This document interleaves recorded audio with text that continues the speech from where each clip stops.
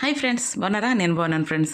ఏంటి పొద్దు ఆయికూడలు పట్టుకోవచ్చు, మాకు ఆయికూడలు పట్టుకోవడం రాదనుకుంటున్నావా ఏంటి అనుకోకండి.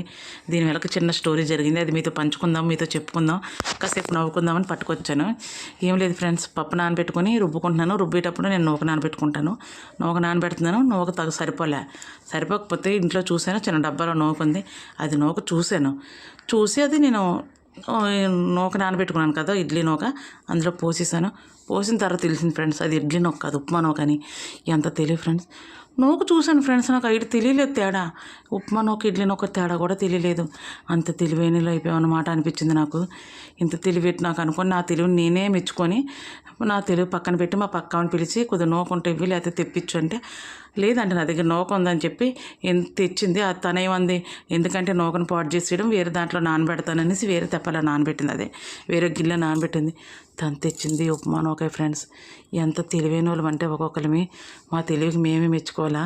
కానీ ఈ తెలివి వల్ల ఒకటి తెలిసింది ఫ్రెండ్స్, ఎప్పుడైనా నూక చాలకపోతే ఉప్మా నూక కలుపుకొచ్చని.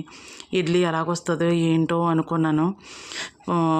ఇడ్లీ పాత్రలో పెడితే ఎన్ని 3-4 ప్లేట్లు ఎన్నో కడగాలి, ఈ బాధ అంతా ఎందుకు ఇడ్లీ రాకపోతే అని చెప్పి తెపాల్లో నీళ్ళు పోసి దానికి చిన్న గుడ్డ కట్టి ఆయికూడం పెట్టాను ఫ్రెండ్స్. ఇడ్లీ అయితే చాలా బాగా వచ్చింది, చూడండి ఎంత మెత్తగా వచ్చిందో. పల్లీ చట్నీ చేసుకొని హ్యాపీగా తిన్నాము. ఎలా ఉందో చెప్పండి, నచ్చితే నవ్వుకోండి. థ్యాంక్